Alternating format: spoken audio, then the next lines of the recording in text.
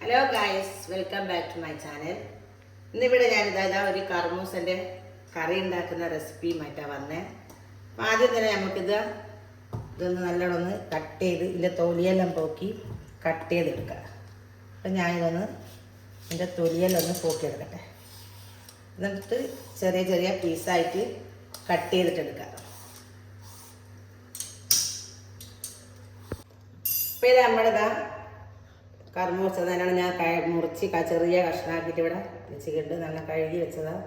അപ്പോൾ ഇതൊന്ന് ഈ കുക്കറിലേക്ക് ഞാൻ ഇട്ട് കൊടുക്കുന്നുണ്ട്. ആദ്യം കർമൂസ ഒന്ന് നല്ലോണം വേവിച്ചെടുക്കണം. അതിലേക്ക് തന്നെ പരിപ്പും, മൈസൂർ പരിപ്പ്, കറി വെക്കുന്ന പരിപ്പ്, നമ്മൾ മൈസൂർ പരിപ്പ് എന്നാ പറയുക. അപ്പോൾ അതും ഇതിലേക്ക് ഞാൻ ഇട്ട് കൊടുക്കുന്നുണ്ട്.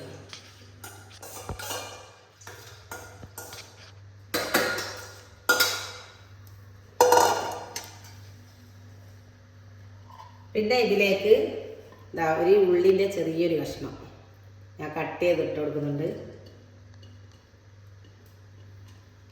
പിന്നെ ഒരു 3 പച്ചമുളക്, 3 പച്ചമുളക് ഒന്ന് കീറിയിട്ടിട്ട് കൊടുക്കാം. ഇങ്ങനെ നീളത്തിൽ ഇങ്ങനെ മുറിച്ചിട്ടുണ്ട്.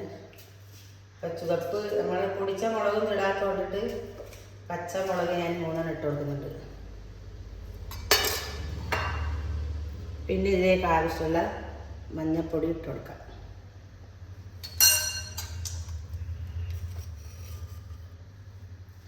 ആവശ്യത്തിനുള്ള ഉപ്പും ഇട്ട് കൊടുക്കാം. അപ്പോൾ ഇതൊന്ന് നല്ലോണം വേവാൻ വേണ്ടിയിട്ടുള്ള വെള്ളം ഒഴിച്ച് കൊടുക്കാം.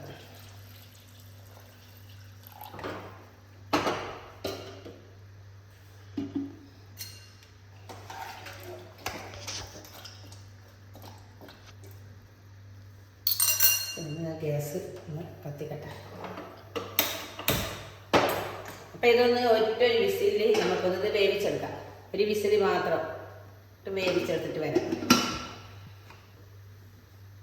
അപ്പോൾ ഇതാ നമ്മളെ കർമൂസ നല്ലോണം വെന്ത് വന്നിട്ടുണ്ട്. കർമൂസയും പരിപ്പും എല്ലാം കൂടി നല്ലോണം ഞാനൊരു വിസിലടിച്ച് വേവിച്ച് വെച്ചിട്ടുണ്ട്.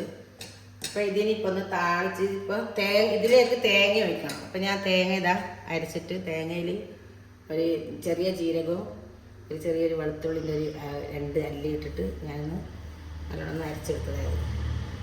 അപ്പോൾ ഗ്യാസിൽ നമ്മളൊരു പാത്രം വെച്ചിട്ടുണ്ട്. ഇതിലേക്ക് ഒന്ന് കടുക് പൊട്ടിക്കാം.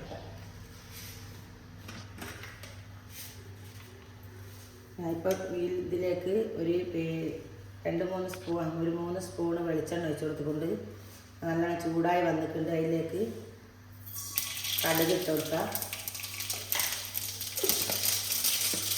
കടുക് പൊട്ടി വരുമ്പോൾ തന്നെ കരിയേപ്പില ഇട്ട് കൊടുക്കാം.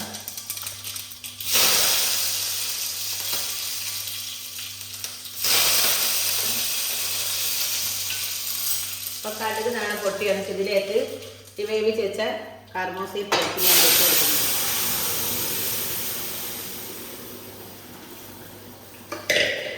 ഇതിലേക്ക് തന്നെ ഈ തേങ്ങ അരച്ചത് ഞാൻ ഒഴിച്ചു കൊടുക്കുന്നുണ്ട്.